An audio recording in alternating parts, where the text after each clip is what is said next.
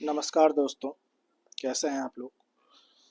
आज हम जिस विषय को पढ़ने वाले हैं वो फिलॉसफी है, दर्शन शास्त्र है। दर्शन शास्त्र की एक सबसे बड़ी समस्या तो लोग यह मानते हैं कि यह विषय अपने आप में बहुत ही कठिन विषय है, क्लिष्ट विषय है। क्यों? क्योंकि बहुत सारी बातें ऐसी हैं, इसके बहुत सारे तर्क और तथ्य ऐसे हैं जो कि समझ में नहीं आते हैं। दूसरी तरफ फिलॉसफी इसलिए भी लोगों को कठिन लगती है क्योंकि इसके जो शब्द हैं, इसकी जो शब्दावलियाँ हैं, उसके जो शाब्दिक अर्थ हैं, वो भी अपने आप में बहुत कठिन है। इस कारण से फिलॉसफी को लेकर के लोगों के मन में एक डर व्याप्त है और लोग फिलॉसफी से इसलिए भागते हैं। यूट्यूब पे भी जब आप पढ़ेंगे तो आपको समझ में आएगा कि ऐसे बहुत कम लोग आपको मिलेंगे जो कि फिलॉसफी जैसे विषयों को पढ़ाने का सामर्थ्य रखते हैं या हिम्मत रखते हैं। इसका कारण जाहिर सी बात है, इसके अंदर निहित डर है, क्योंकि इसकी अवधारणाएं इतनी जटिल हैं कि सामान्य तरीके से समझ में नहीं आती है। अगर कोई भी व्यक्ति आपको केवल और केवल तथ्यों के माध्यम से समझाना चाहे तो शायद वो असमर्थ होगा फिलॉसफी को समझाने में। इसलिए इसमें बहुत सारे उदाहरणों का प्रयोग किया जाता है।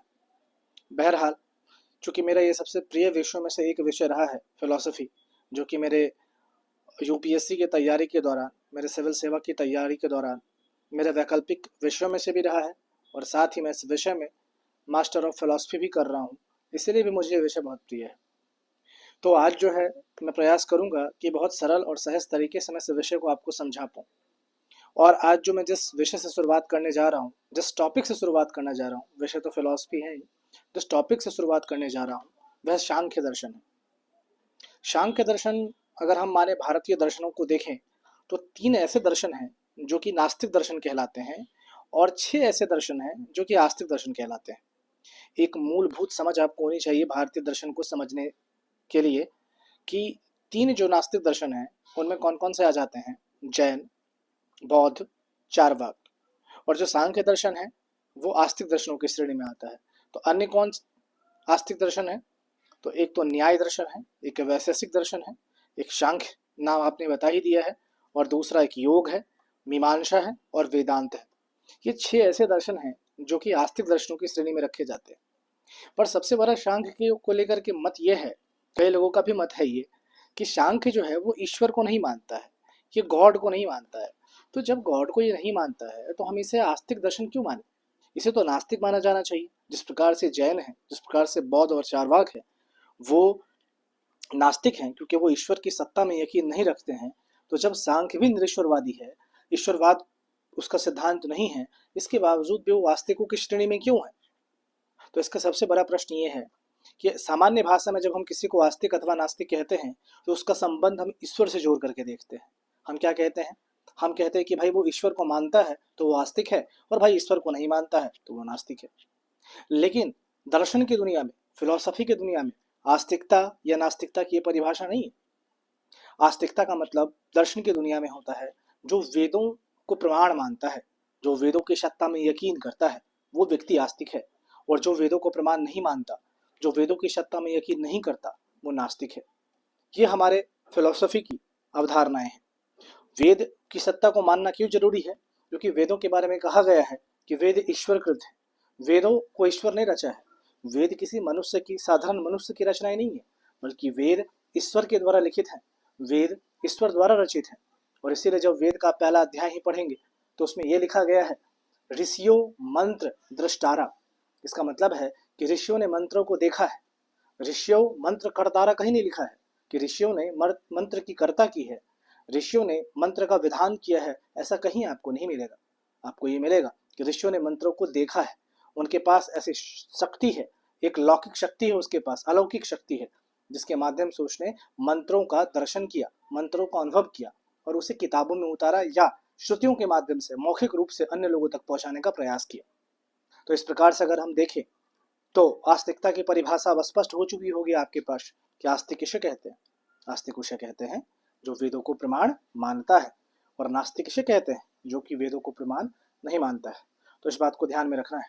तो चूंकि सांख्य वेदों को प्रमाण नहीं मानता है, चूंकि सांख्य वेदों को प्रमाण नहीं मानता है, तो क्या वो नास्तिकता की श्रेणी में आएगा? तो नास्तिकता की श्रेणी में आएगा। पर अगर वो वेदों को प्रमाण माने तो क्या वो नास्तिकता की श्रेणी में आएगा? तो वो नास्तिकता की श्रेणी में नहीं आएगा। और सांख्य की सबसे खूबसूरत बात यह है कि वो वेदों को प्रमाण मानता है, वेदों की सत्ता में यकीन करता है, पर वो ईश्वर की सत्ता में यकीन नहीं करता। तो स्पष्ट है, जो वेदों की सत्ता में यकीन करेगा, जो वेदों को प्रमाण मानेगा, वो आस्तिक कहलाएगा, जो नहीं मानेगा वो नास्तिक कहलाएगा। तो ये बात स्पष्ट है। अब इन 6 दर्शनों में जो अब आज दर्शन लेकर के आगे बढ़ेंगे वो सांख्य दर्शन है। सिविल सेवा परीक्षा में हर साल इससे 1 या 2 प्रश्न आते ही हैं। तो जब भी किसी चीज़ को पढ़ना है तो हमें ये समझ के पढ़ना है कि सिलेबस क्या कहता है। कई बार तो आप टॉपर से भी सुनते होंगे, हालांकि मैं टॉपर नहीं मानता हूँ, रैंकर मानता हूँ। तो आप रैंकर से आप सुनते होंगे कि रैंकर कहते हैं भैया सिलेबस की समझ होनी चाहिए, और पिछले वर्ष के प्रश्न पत्रों को देखो तब समझ में आएगा कि यूपीएससी पूछ क्या रही है। तो जाहिर सी वही बात हर एक विषय पे, हर एक सब्जेक्ट में लागू होती है। वही बात इस टॉपिक में भी, इस सब्जेक्ट में भी लागू होती है। तो सबसे पहले हमारे पास एक बहुत ही सुंदर डिफाइंड सिलेबस है, एक बहुत सुंदर परिभाषित सिलेबस है। उस सिलेबस को देखेंगे और उस सिलेबस में जो जो बातें हमसे कही जाएंगी पूरा करने के लिए, उसे पूरा करेंगे। तो अगर हम सांख्य के सिलेबस को देखें तो सांख्य के अंदर बहुत सारी चीज़ें आ जाती हैं, ठीक है। उसके अंदर ईश्वर विचार भी आ जाएगा, उसके अंदर बहुत सारी चीज़ें आएगी। पर हम ये देखेंगे कि हमसे यूपीएससी किस चीज़ की अपेक्षा कर रही है, हमसे यूपीएससी क्या पूछ रही है। और जब आप सांख्य को देखेंगे तो यूपीएससी उसमें क्या पूछ रही है वो आप जरा देख लें। पहला पूछ रही है प्रकृति। सांख्य में प्रकृति का वर्णन किया गया है। तो आपको ध्यान रखना है कि हम आपको बताएंगे आगे चल करके कि प्रकृति क्या है, उसके कौन से गुण हैं, वो क्यों त्रिगुणमयी है, वो कैसे पुरुष के साथ मिलती है, तो प्रकृति कैसे अचेतन है। इन सब का वर्णन जो हम करेंगे वो कहाँ पर करेंगे? सांख्य के अंदर करेंगे, सब्जेक्ट के अंदर करेंगे। तो हम ये देख लेंगे प्रकृति। फिर देखेंगे पुरुष, किस प्रकार से पुरुष प्रकृति के मोह पास में फंस करके इस विश्व की सृष्टि कर देता है, कैसे उन तीनों गुणों की साम्यावस्था को हिला के रखने का काम करता है पुरुष, उसके बारे में इस दर्शन के अंदर हम देखेंगे। फिर कार्य कारण सिद्धांत है, ये सभी सिलेबस के हिस्से हैं सांख्य दर्शन के। इसके बाद ये कार्य कारण भाव है। कार्य कारण भाव के अंतर्गत हम ये देखेंगे एक फिलॉसफी, एक सिद्धांत है सांख्य का, उसको हम कहते हैं सत्कार्यवाद। तो ये क्या है, कैसे विश्व का रूपांतरण होता है प्रकृति के द्वारा, इस तरह की चीज़ों को जब हम पढ़ेंगे सत्कार्यवाद के अंतर्गत पढ़ेंगे, कार्य कारण सिद्धांत के अंतर्गत पढ़ेंगे। बेसिकली कहा जाता है इसमें कि प्रत्येक कार्य का कुछ ना कुछ कारण होता है और प्रत्येक कारण का कुछ ना कुछ कार्य होता है। ये 2 प्रकार की अवधारणाएं हैं। बुद्ध ने भी कार्य कारण को माना है और सांख्य भी मान रहा है। तो ये वास्तविकता में कार्य कारण क्या है इसके बारे में हम आगे देखेंगे। इसके अलावा मुक्ति कैसे मिल सकती है, क्या उपाय है मोक्ष के, मोक्ष प्राप्त करने के लिए सांख्य ने किन रास्तों को बताया है, उसको भी देखेंगे। इसके बाद योग, चूंकि सांख्य को हमेशा योग के साथ मिल करके पढ़ना है, इसीलिए बहुत इंपॉर्टेंट हो जाता है। इसीलिए जब भी आप 6 दर्शनों को देखेंगे तो न्याय के साथ आपको वैशेषिक को साथ में पढ़ना है। जब पढ़ेंगे आप सांख्य को तो सांख्य के साथ आपको योग को मिला करके पढ़ना है। मतलब आपको दिमाग में रखना है कि ये दोनों अलग अलग नहीं है, एक ही है। दोनों की अवधारणाएं थोड़ी बहुत अलग हो सकती हैं, लेकिन मूल बात है वो अलग नहीं है दोनों की। तो इसीलिए जब भी आप पढ़ेंगे फिलॉसफी को तो न्याय और वैशेषिक को साथ, सांख्य योग को साथ, मीमांसा वेदांतों को साथ, ये दोनों जोड़े में चलेंगे। तो यहाँ पर इसीलिए सांख्य दर्शन के अंतर्गत योग की बातें भी ली गई है। जो मोक्ष की प्राप्ति है, जो मुक्ति की प्राप्ति है, वो इसी योग के माध्यम से होगी, यही बात कहेगा सांख्य, ठीक है। तो किस प्रकार से योग के माध्यम से अष्टांग योग का जिक्र आएगा, जब योग दर्शन आपको पढ़ाऊंगा मैं, उसमें अष्टांग योग की बात आएगी। और वो अष्टांग योग किस प्रकार से सांख्य के अंतर मुक्ति को प्रशस्त करेगा, उसके बारे में हम आगे जानेंगे। इसके अलावा हम चित्त के बारे में जानेंगे, जो ये भी योग दर्शन का है। फिर चित्त वृत्ति के बारे में जानेंगे, चित्त भूमियों के बारे में जानेंगे कि कॉन्सियस क्या होता है, कॉन्सियसनेस क्या होती है, उसकी क्या भूमियाँ होती है, उसकी क्या प्रकृति होती है। ये सारा कुछ हम बहुत विस्तार से पढ़ेंगे, क्योंकि यूपीएससी के सिलेबस में डिफाइन किया गया है। क्लेश क्या होता है, क्लेश के निवारण के उपाय क्या है। फिर कैवल्य क्या होता है, कैवल्य का मतलब होता है मोक्ष की प्राप्ति हो जाना, कैवल्य ज्ञान हो जाना, जहाँ हर व्यक्ति हर तरह के दुख तकलीफों से मुक्त हो जाए। वो जो स्थिति आएगी, वो जो समाधि की अवस्था है, वो जो कैवल्य की अवस्था है, वो क्या है उसके बारे में जानेंगे। हम देखेंगे समाधि के कितने प्रकार है, संप्रज्ञात समाधि क्या होती है, असंप्रज्ञात समाधि क्या होती है। इन सब के बारे में जब हम अच्छे से विस्तार से पढ़ेंगे तो हम कहेंगे कि हाँ भैया हमने यूपीएससी के सिलेबस के हिसाब से चीज़ों को पढ़ा है। तो अभी तक आपको पाठ्यक्रम समझ में आ गया। टॉपर्स, टॉपर्स फिर मैंने बोला, आदत हो गई है। ये जो मीडिया वाले लोग जब टॉपर टॉपर कहते हैं ना, तो हमें भी टॉपर सुनने की आदत हो गई है। ये रैंकर्स, रैंकर्स जिन्होंने रैंक लाया है यूपीएससी के अंदर, वो जब कहते हैं डिफाइंड सिलेबस, तो इस डिफाइंड सिलेबस में याद रखिए क्या क्या है। कलम को चेंज कर लूँ क्या? चलिए ये वाला देखता है। पहला प्रकृति, फिर पुरुष, फिर कार्य कारण भाव, फिर मुक्ति, फिर योग, फिर चित्त, चित्तवृत्ति, क्लेश, समाधि, कैवल्य, ठीक है। अब हम इसके अलावा ये देखेंगे, अभी मुझे टॉपिक नहीं पढ़ना है, अभी मुझे ये नहीं पढ़ना है कि भैया ये क्या है, प्रकृति क्या है, पुरुष क्या है, कार्य कारण सिद्धांत क्या है, अभी मुझे ये नहीं पढ़ना है। अभी मैं देखूंगा कि यूपीएससी ने प्रश्न क्या पूछा है। जब तक मैं ये नहीं देखूंगा प्रश्न क्या पूछा है तो मैं पढ़ूंगा क्यों, है कि नहीं? फिर तो मैं वो अनावश्यक चीजें भी पढ़ लूंगा जो मुझे पढ़ने की आवश्यकता नहीं है। जैसे कि जब मैं अपनी तैयारी कर रहा था मैंने बहुत सारी गलतियां करी हैं, मैं चाहता हूँ गलती आप ना करें। जैसे कि जब मैं फिलोसफी पढ़ रहा था तो मैं फिलोसफी का इतना प्रेमी व्यक्ति हूँ, मुझे फिलोसफी में इतनी ज़्यादा रुचियाँ हैं कि मैंने उन उन चीज़ों को भी पढ़ा जो कि यूपीएससी के सिलेबस का हिस्सा नहीं थी। जैसे कि गीता दर्शन, जैसे कि वेद दर्शन, जैसे कि उपनिषद दर्शन। अब ये कहीं भी फिलोसफी का हिस्सा नहीं है, लेकिन इसके बावजूद भी मैंने उसको पढ़ा है। तो मैं चाहता हूँ आप ना पढ़ें, जो उसकी मुख्य बातें होंगी, जहाँ पर दोनों को मैच करने की बात होगी, जहाँ समानता स्थापित करने की बात होगी अन्य दर्शनों के साथ, वहाँ मैं बीच बीच में संदर्भ दे करके आपको समझा दिया करूंगा। तो यहाँ पर अब जब हम सांख्य दर्शन की बात कर रहे हैं तो यूपीएससी ने क्या क्या प्रश्न पूछा है उसके ऊपर चलते हैं। तो पहला प्रश्न देखिए 2022 में ही पूछा गया है, और क्या पूछ रहा है? यहाँ पे पूछ रहा है कि पुरुष की सत्ता सिद्धि हेतु सांख्य दर्शन में प्रदत्त प्रमाणों का परीक्षण एवं मूल्यांकन कीजिए। मतलब यहाँ पे आपको ये ध्यान रखना है कि पहला यूपीएससी ने प्रश्न कौन से सेक्शन से पूछा है, इस पाठ्यक्रम के इस सेक्शन से पूछा है, पुरुष सेक्शन से पूछा है। पुरुष की सिद्धि के बारे में, उसके अस्तित्व के प्रमाण के बारे में बात कर रहा है कि प्रमाण दो, पुरुष के अस्तित्व के सिद्धि के प्रमाण दो। तो यहाँ देंगे प्रमाण आगे चल करके। फिर यहाँ पर मध्वाचार्य की मोक्ष की अवधारणा और रामानुजी की मोक्ष की अवधारणा से कैसे अलग है इसकी बात की गई है, वो भी हम देखेंगे। लेकिन उसके लिए हमें दो व्यक्तियों को पढ़ना पड़ेगा। एक तो रामानुज को पढ़ना पड़ेगा जो कि हम वेदांत दर्शन में पढ़ेंगे, और साथ में मध्वाचार्य को पढ़ना पड़ेगा, उसको भी हम वेदांत में पढ़ेंगे। शंकर को भी हम वेदांत में पढ़ेंगे, शंकराचार्य को। तो मैं इन सभी व्यक्ति को वेदांत में पढ़ाऊंगा। लेकिन फिलहाल के लिए क्वेश्चन हम देखते हैं कि क्वेश्चन की प्रकृति क्या है, यूपीएससी क्या पूछ रही है, उसे क्या चाहिए आपसे। फिर तीन गुण की बात की गई है। त्रिगुण, त्रिगुण का बात क्या होता है? त्रिगुण क्या होता है भाई?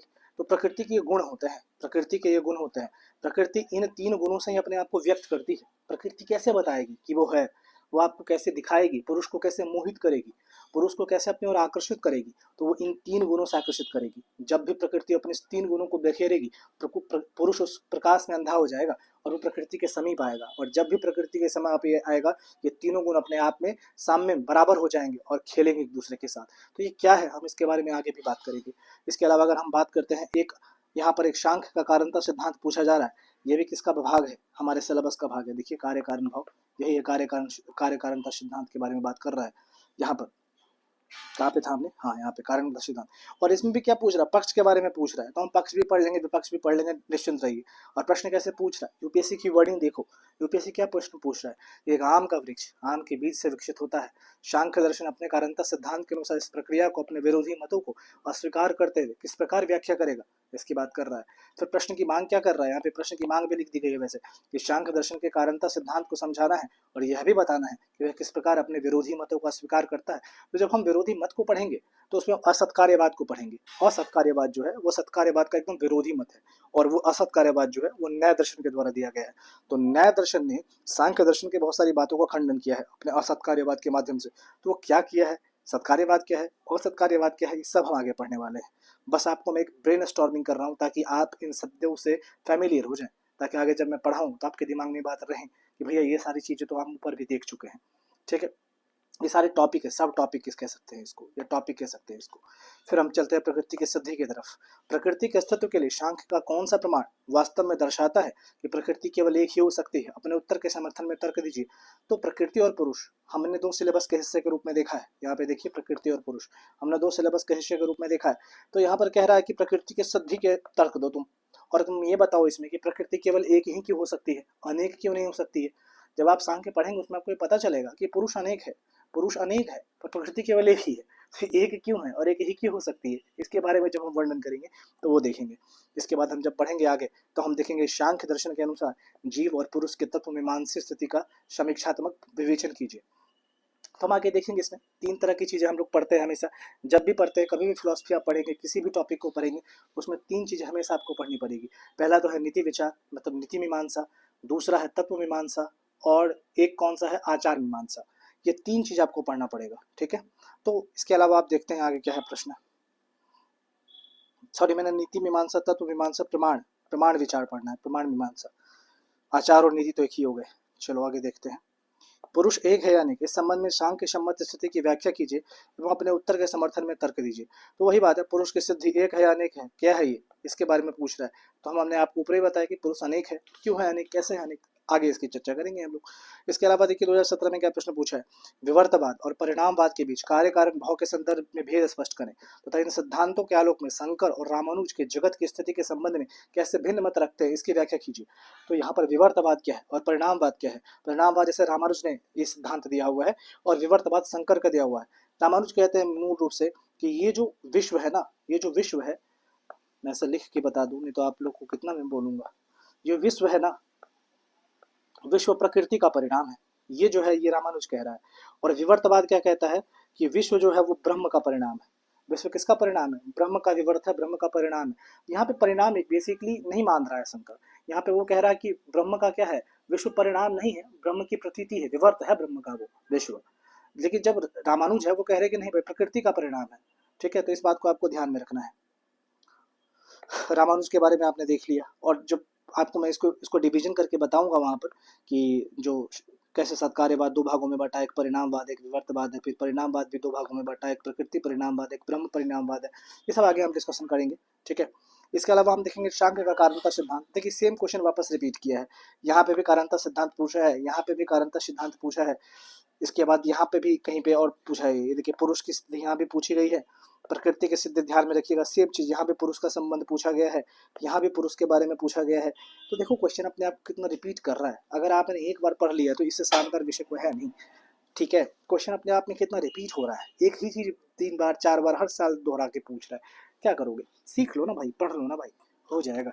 बहुत आसान सब्जेक्ट है और मैं आपको प्रयास करूंगा इतने सरल शब्दों में पढ़ाऊं कि आपको कहीं और से पढ़ने की आवश्यकता ना पड़े। जब मैंने खुद ही इतना मेहनत किया है तो आपको मेहनत करनी क्यों दूं, ये मेरा फर्ज बनता है कि आपको कम से कम मेहनत करना पड़े। ये बहुत ही रुचिकर विषय है, बहुत इंटरेस्टिंग टॉपिक है, बशर्ते आपको पूरा ध्यान देना पड़ेगा उस टॉपिक को समझने के लिए। ठीक है, तो ये विवर्तवाद है, ये परिणामवाद है, मैंने आपको बता ही दिया। फिर आगे बढ़ते हैं, सांख्य का कारणता सिद्धांत जगत की उपस्थिति की का वर्णन कैसे किया है अपने सत्कार्यवाद से सांख्य ने, इसके बारे में बात करेगा। फिर विकासवाद की तरफ बढ़ते हैं, सृष्टि के विकास की प्रक्रिया में प्रकृति की भूमिका का आलोचनात्मक मूल्यांकन करें, ये 2016 में पूछा गया है। मतलब ये कह रहा है कि प्रकृति ने इस सृष्टि के विकास में किस प्रकार से भूमिका निभाएगी। तो ये पूरा का पूरा एवोल्यूशन है, थ्योरी ऑफ एवोल्यूशन, ये पूरा का पूरा एक इवोल्यूशन है, इसको कहते हैं थ्योरी ऑफ एवोल्यूशन। एक तो इवोल्यूशन दिया है डार्विन ने, डार्विन के बारे में, और एक एवोल्यूशन दिया है सांख्य ने। ठीक है, दो व्यक्तियों ने अपने अपने क्या दिए हैं, इवोल्यूशन के रास्ते बताए हैं। डार्विन का विकासवाद क्या है और सांख्य का विकासवाद क्या है, और इन दोनों में क्या अंतर है, हम उसको भी आगे देखेंगे। क्या पता अगले बार प्रश्न ये पूछ ही दे, कभी पूछ ही सकता है आगे, तो हम इसको भी एक संभावना के रूप में लेकर के चलेंगे। इसके अलावा मैं सत्कार्यवाद क्या, देखो क्लियरली पूछ दिया सत्कार्यवाद के बारे में लिखो, तो बता देंगे सत्कार्यवाद क्या है। कार्य कारण सिद्धांत का एक भाग मैंने ऊपर बता ही दिया है आपको कि ये कार्य कारण सिद्धांत बोलो या सत्कार्यवाद बोलो, बात एक ही है। ठीक है, जो सांख्य जब कहता है कार्य कारण सिद्धांत की व्याख्या करता है तो उसे सत्कार्यवाद कहते हैं, जब न्याय करेगा कार्य कारण संबंधी की व्याख्या उसको असत्कार्यवाद कहेंगे। तो इस बात को हमेशा ध्यान में रखना है। इसके अलावा अगर हम पढ़े पुरुष की सत्ता के लिए शांक दर्शन में प्रमाणों का कथन और प्रेडिक्शन कीजिए, फिर देखो पुरुष की सत्ता के बारे में प्रमाण पूछ रहा है। ऊपर में भी 2022 में देखो क्वेश्चन, देखो पुरुष के सत्ता तो सांख्य दर्शन के प्रदत्त प्रमाणों का परीक्षण मूल्य, देखो सेम क्वेश्चन उठा करके डाल दिया। इससे आसान कुछ हो सकता है कि आपको हाथ में लड्डू दे रहा है यूपीएससी। अब इससे तो क्या है, 2015 क्वेश्चन 2022 में क्लियरली इसे कट पेस्ट कर रहा है वो।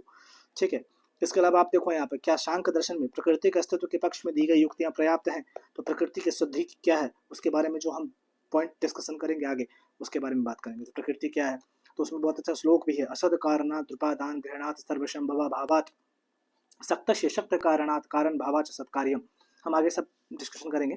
इसके अलावा आप देखो यहाँ पर चिरसम्मत भारतीय परंपरा में यथार्थता के सिद्धांतों में कार्य कारण सिद्धांत किस प्रकार केंद्रीय भूमिका निर्वाह करता है, उसके बारे में देखेंगे। फिर देखो यहाँ पे पूछ दिया है सांख्य का कारणता सिद्धांत, कितनी बार पूछा है कि कोई प्रश्न को देखो सिर्फ आप।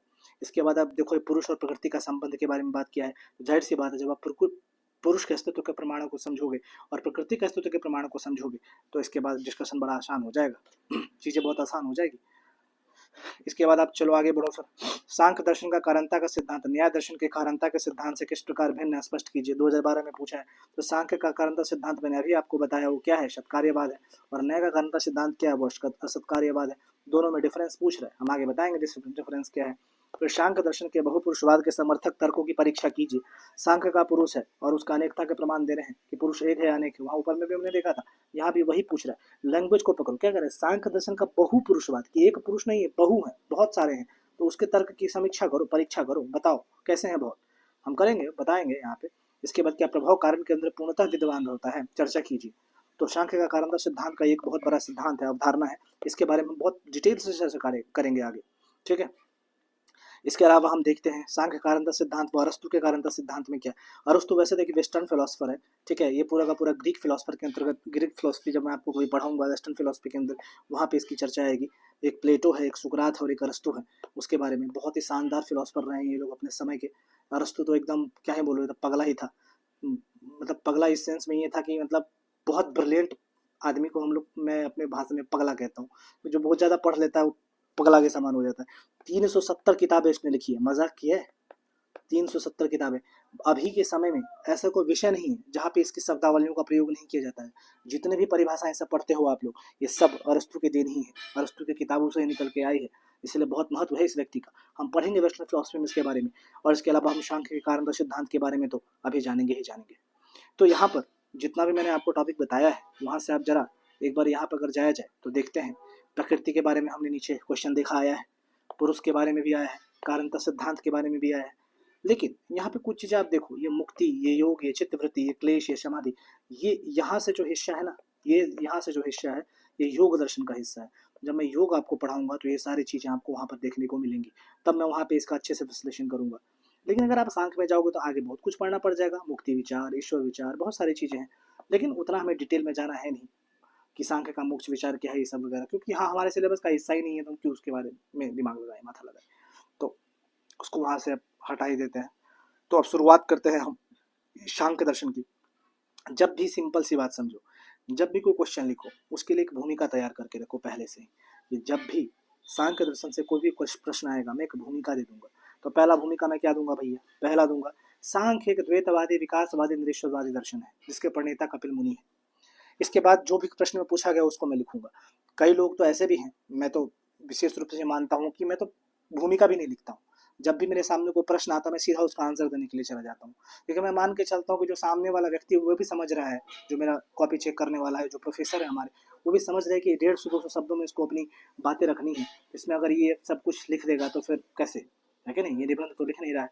तो वो भी बहुत पढ़ा लिखा व्यक्ति, उसे भी सब कुछ पता है, भूमिका वगैरह सब उसे आती है, सांख्य क्या है उसे सब पता है। तो मुझे बताने की आवश्यकता उसे है नहीं कि आप जान लो भैया भूमिका में कि सांख्य क्या है, तभी आप मेरे को समझ पाओगे, मेरे कॉपी को समझ पाओगे, क्या आवश्यकता नहीं है उस चीज़ की। तो इसीलिए हम डायरेक्ट जब भी प्रश्न आता है तो प्रश्न के साथ ही उस पर हम चल देते हैं कि जो पूछा गया उसको उत्तर दे दो।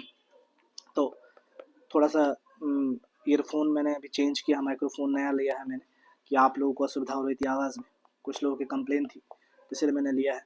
अब मैं प्रयास करूँगा कि इस पर रहूँ। और फिलॉसफी का ऑप्शनल मेरा है चूँकि, और मैं चाहूँगा कि जो भी व्यक्ति फिलॉसफी को भविष्य में ऑप्शनल लेंगे वो ज़रूर इससे लाभान्वित होंगे, मैं तो यही उम्मीद करूँगा। इसके अलावा ये किसी भी व्यक्ति जो कि सामान्य रूप से दर्शन का प्रेमी है उसे भी ये पसंद आएगा। तो हम चलते हैं द्वैतवाद की तरफ।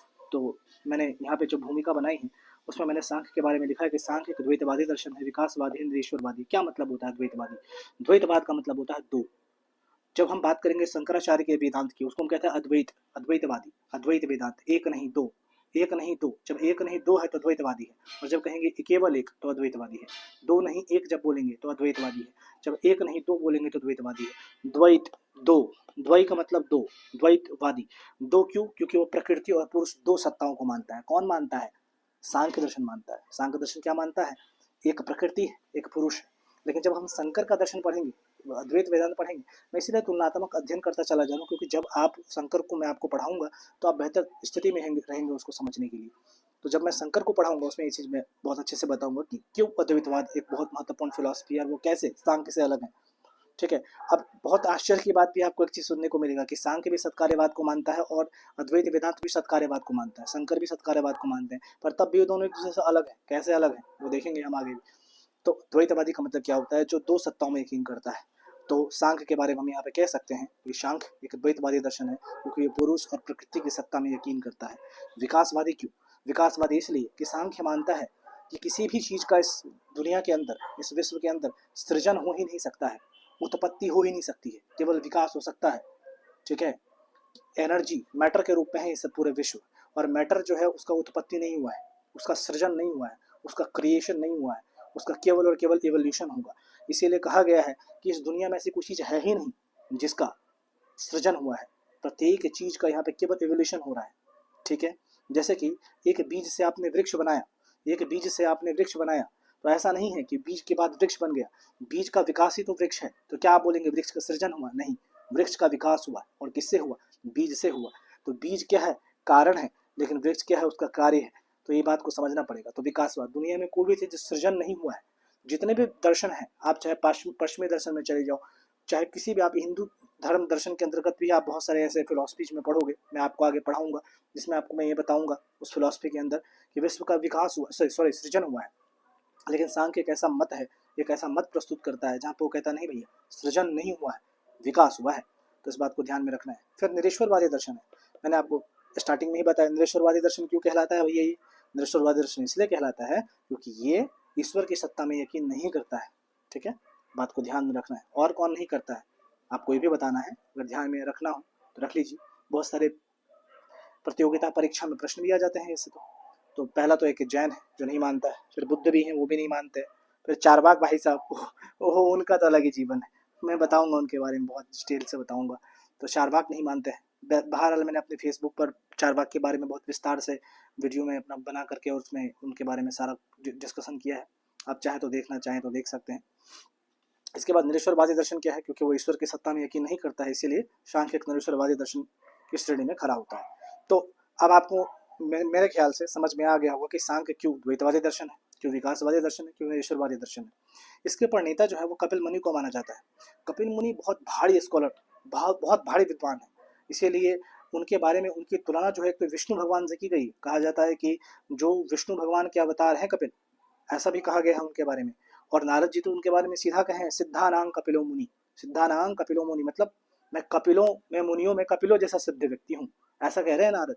तो बताओ कि कितना महत्व है कपिल मुनि का, और उनका दर्शन है सांख्य।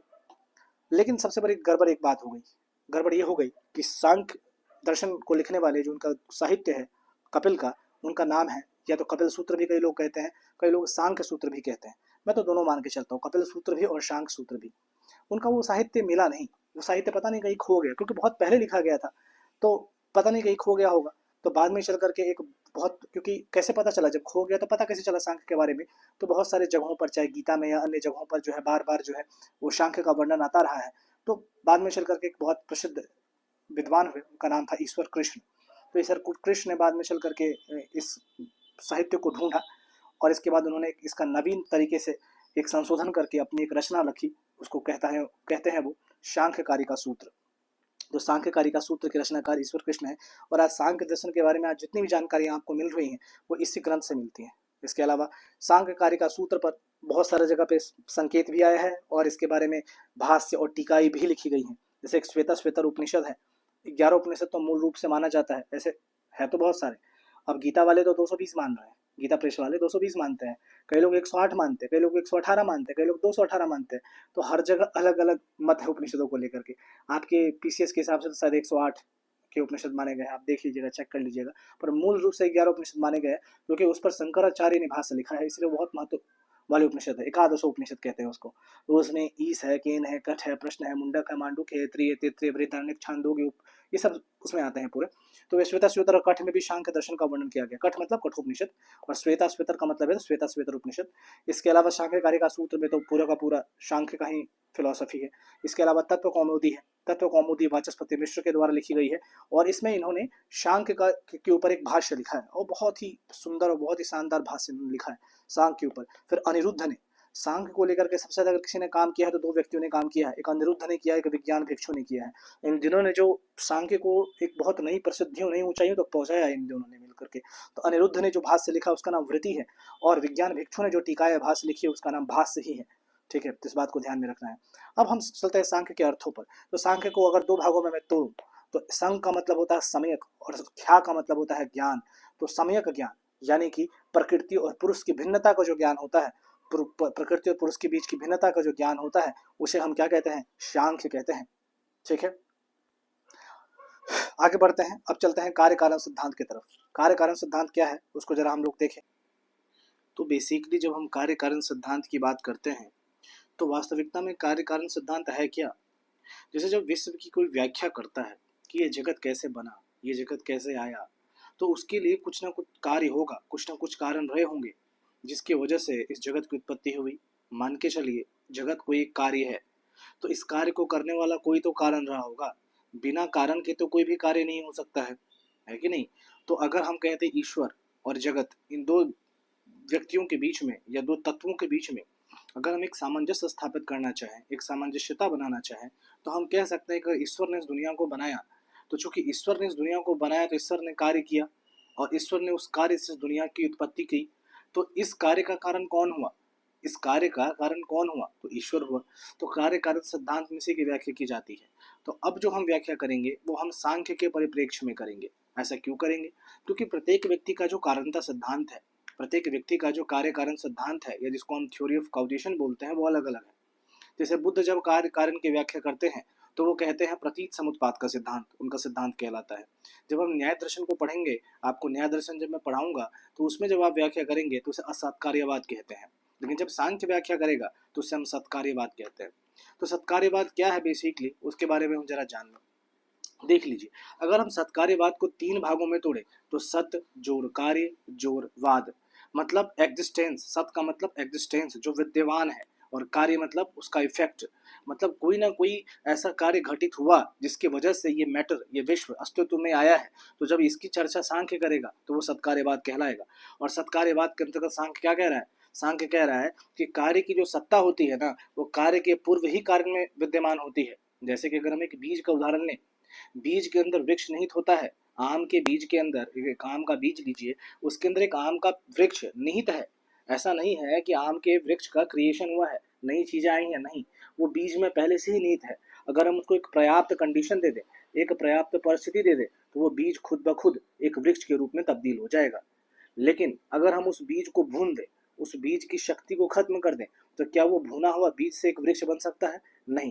तो इसका मतलब ये सिंपल सी भाषा समझ लीजिए कि उस कारण के अंदर वो शक्ति भी निहित होनी चाहिए कि वो एक वृक्ष को पैदा कर सके, वो एक वृक्ष में रूपांतरित हो सके। तो वो जो शक्ति है वो बीज के अंदर निहित होती है। तो आप क्या कहेंगे? अगर एक बीज से वृक्ष बनता है तो आप क्या कहेंगे? आप ये कहेंगे कि वृक्ष का क्रिएशन हुआ है, या आप ये कहेंगे कि बीज का विकास ही वृक्ष के रूप में हुआ है? तो यही बात सांख्य कह रहा है। सांख्य कह रहा है कि भाई इस दुनिया में कुछ भी ऐसा है ही नहीं जो सृजन करने वाला है। जैसे कि बहुत सारे धर्म में, बाइबल में भी क्या कहा गया है? बाइबल में कहा गया है कि ईश्वर उठा और उसने मॉलिक्यूल को, परमाणुओं को बहुत जोर से हिलाया, और उसके हिलाने से पूरे पृथ्वी, पूरा विश्व का निर्माण हुआ, और हिला के वो सो गया। और जब वो उठेगा वापस से सब उसमें विलय हो जाएंगे, सारी पृथ्वी, सारा विश्व वापस से विलय हो जाएंगे। ये बात कौन कह रहा है? ये बाइबल कह रहा है। तो बाइबल एक तरह से मान रहा है क्रिएशन जो हुआ है पूरे विश्व का, वो किसकी वजह से हुआ है? गॉड की वजह से हुआ है। और बहुत सारे धर्म इस बात को मान रहे हैं कि जो है गॉड ही क्रिएटर है इस पूरे विश्व का, इस पूरे जगत का। लेकिन सांख्य कह रहा नहीं भाई, गॉड क्रिएटर नहीं है। गॉड उपादान कारण हो सकता है, गॉड उपादान कारण हो सकता है, पर वो क्रिएटर नहीं हो सकता है। हम बताएंगे उपादान कारण क्या है, हम आगे चर्चा करेंगे निमित्त कारण क्या है, उपादान कारण क्या है। बेसिकली आपको यहाँ में समझा पाया कि बात क्या कहना चाह रहा है सत्कार्यवाद। सत्कार्यवाद केवल इतना ध्यान में रख लीजिए कि सत्कार्यवाद ये कहना चाह रहा है कि प्रत्येक कार्य की सत्ता जो है ना, कार्य के पूर्व कारण में विद्यमान होती है ना। जैसे कि तिल से ही तेल निकल सकता है, तिल के अंदर तेल विद्यमान रहता है, तेल अलग नहीं है, तेल अलग नहीं है, तिल के अंदर ही तेल है, तभी उससे विकास हुआ है। ये बात कहना चाह रहा है कौन? सत्कार्यवाद। अब सत्कार्यवाद जो है अपने पक्ष में कुछ तर्क रखता है, सांख्य जो है वो अपने पक्ष में कुछ तर्क रखता है सत्कार्यवाद की सिद्धि के लिए। तो आर्गुमेंट ऑफ सत्कार्यवाद क्या है, जरा उसको देख ले।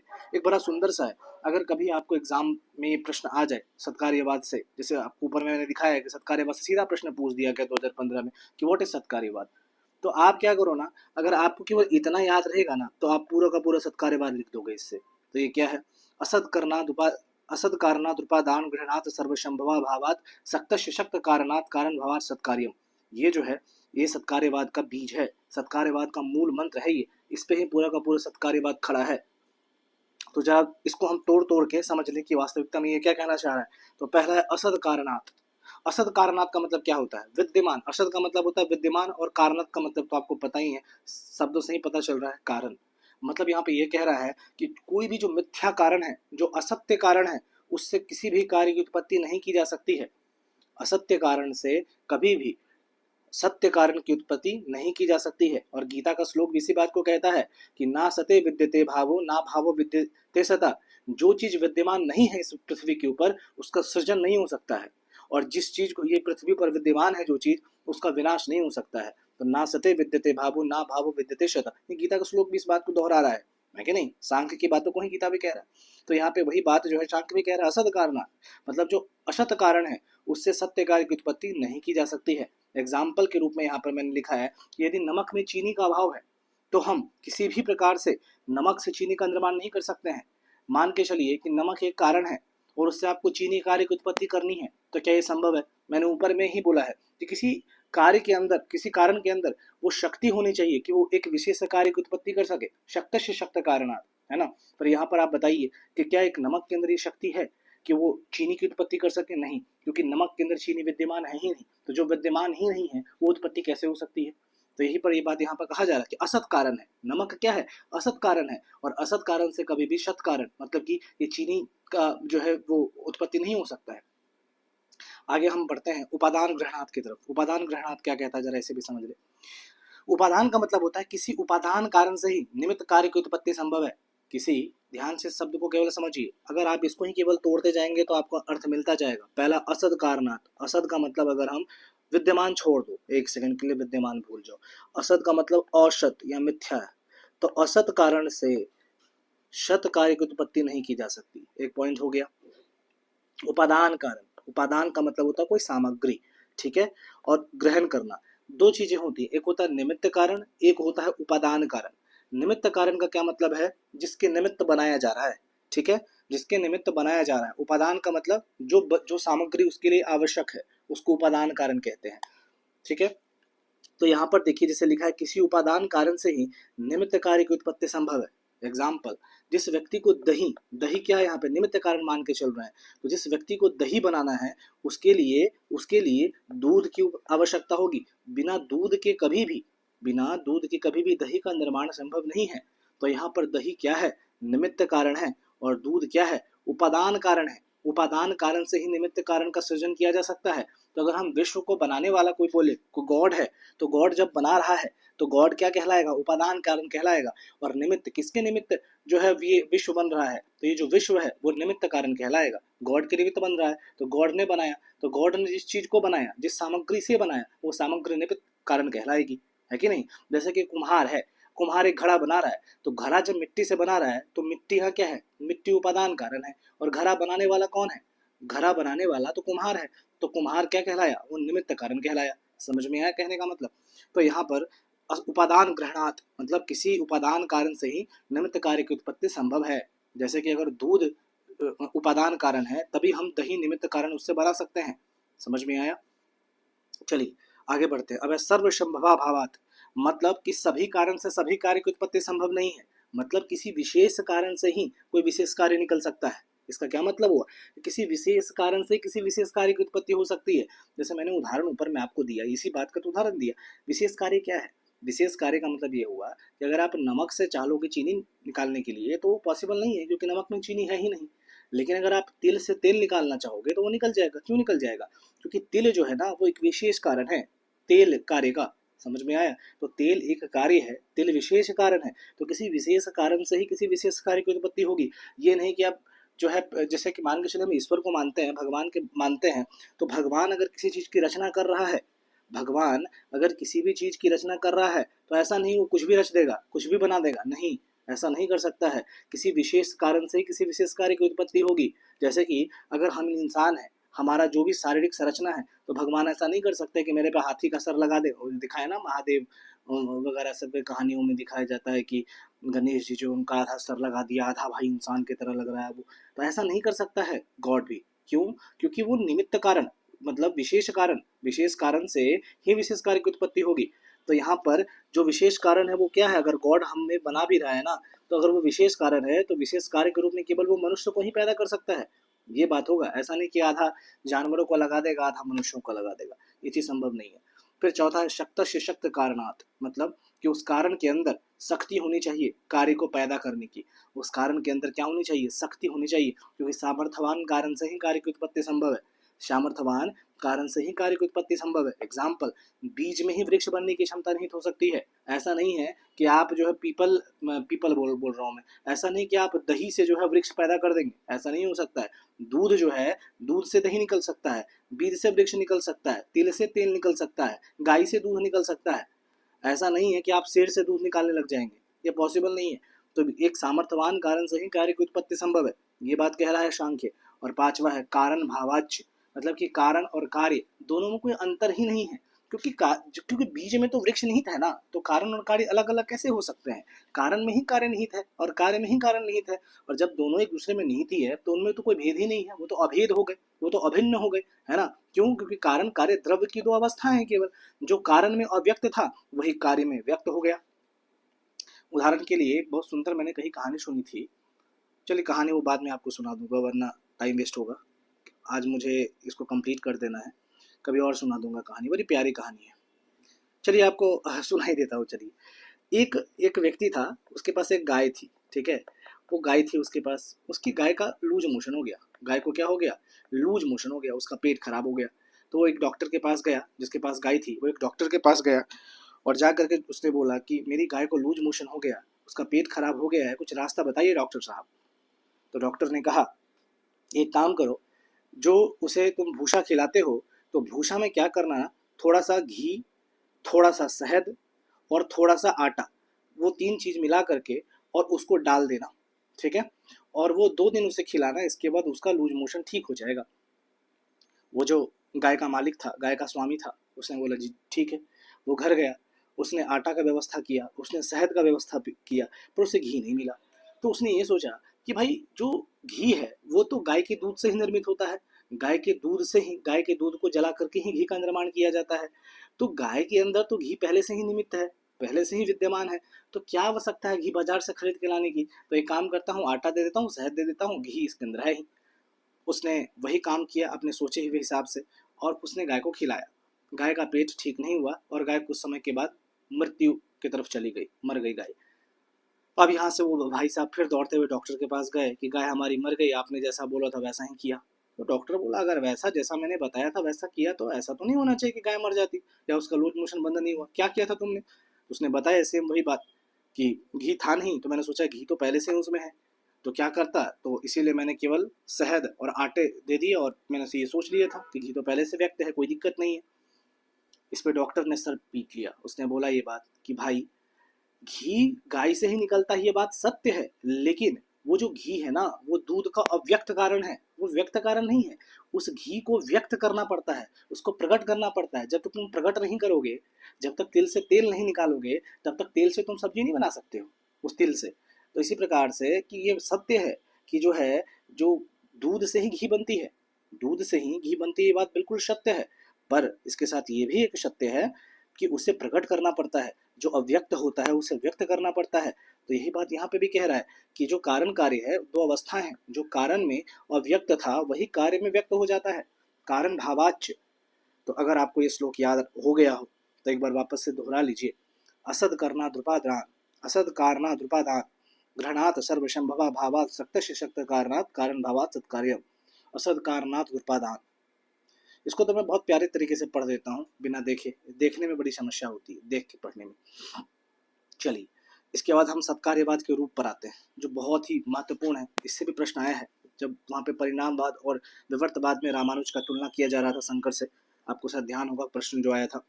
तो चलिए वहाँ पर देखते हैं। जैसे है सत्कार्यवाद के रूप में, तो सत्कार्यवाद का रूप क्या है? तो इस सत्कार्यवाद का रूप ये है, तो क्या क्या कार्य कारण का वास्तविक रूपांतरण है, मतलब कि जो कारण है क्या उसी से कार्य की उत्पत्ति हो रही है? ये सत्कार्यवाद में इसी पे डिबेट किया जाता है कि क्या कारण से ही कार्य की उत्पत्ति हो रही है, क्या जो जगत है वो कारण कार्य का ही वास्तविक रूपांतरण है या ट्रांसफॉर्मेशन है, इसकी बात कर रहा है यहाँ पे।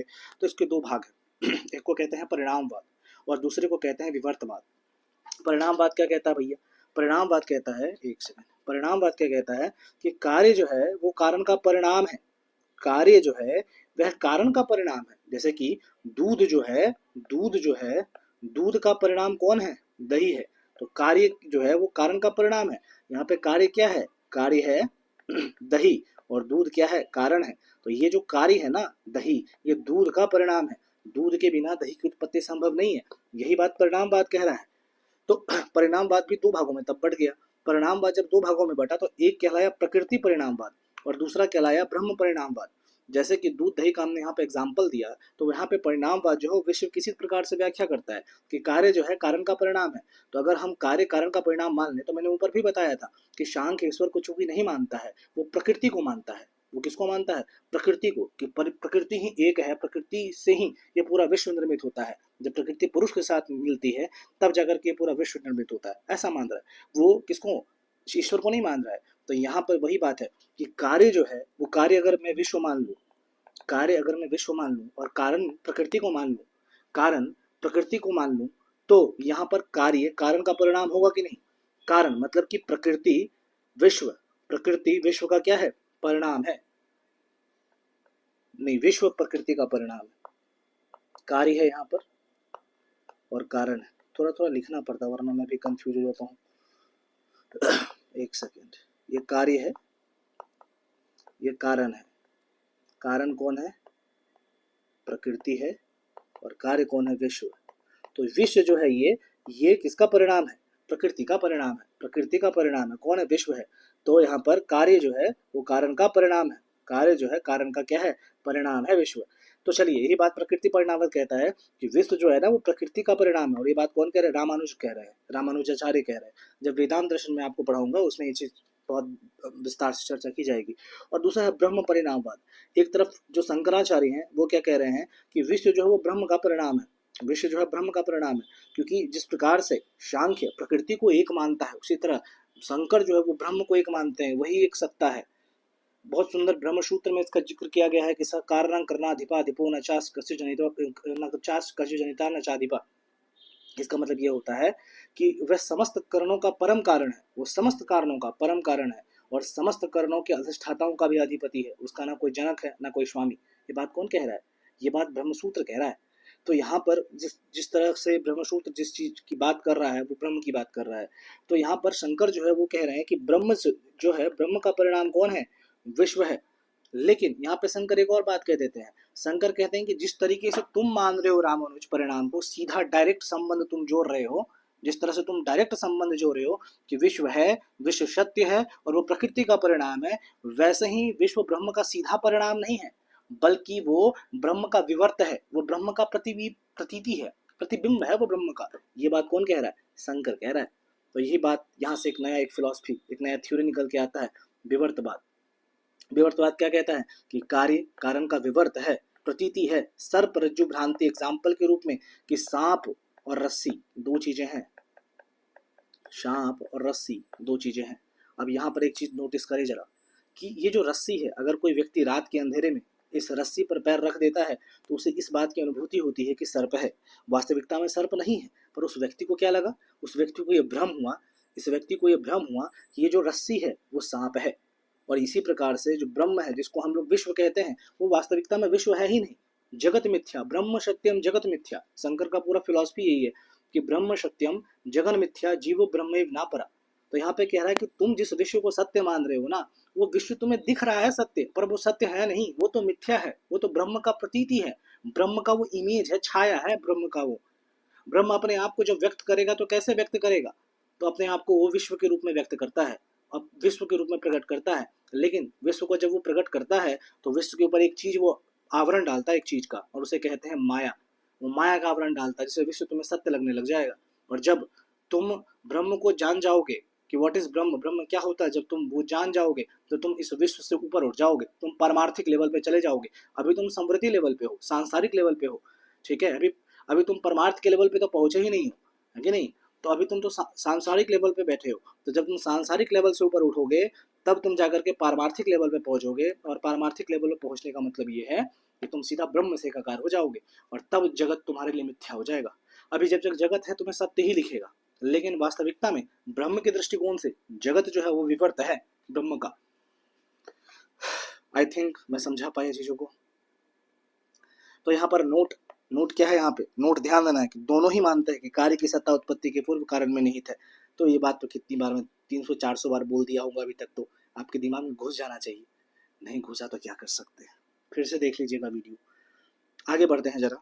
और आगे जब हम बढ़े तो हम देखते हैं परिणामवाद और विवर्तवाद के मध्य अंतर क्या है।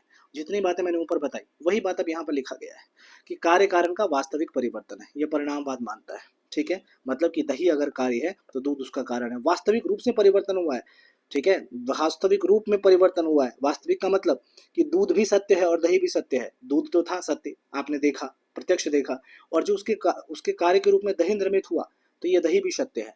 लेकिन विवर्तवाद क्या कह रहा है कि कार्य कारण का आभासी है और वास्तविक परिवर्तन है। जैसे कि रस्सी जो है वो सत्य है, पर यहाँ जो सांप है वो कार्य है, ये सत्य नहीं है। यहाँ पर सर्परज्जु भ्रांति है, तो कारण सत्य है पर कार्य जो है वो प्रतीति है, दिख रही है वैसी पर है नहीं। शंकर क्या कह रहे हैं, देखो कितना कितना कंट्राडिक्टिव सारी चीजें हैं ये सब, बहुत ज़्यादा कंट्राडिक्टिव चीज़ें हैं, जल्दी समझ में नहीं आएंगी, लेकिन जब मैं आपको पढ़ाऊंगा शंकर को तो मैं सारी चीज़ें अच्छे से समझाऊंगा आपको। अद्वैत वेदांत में अद्वैतवाद कहते हैं उसके पूरे सिद्धांत को, तो उसमें मैं आपको बताऊंगा ये सारी चीज़ें।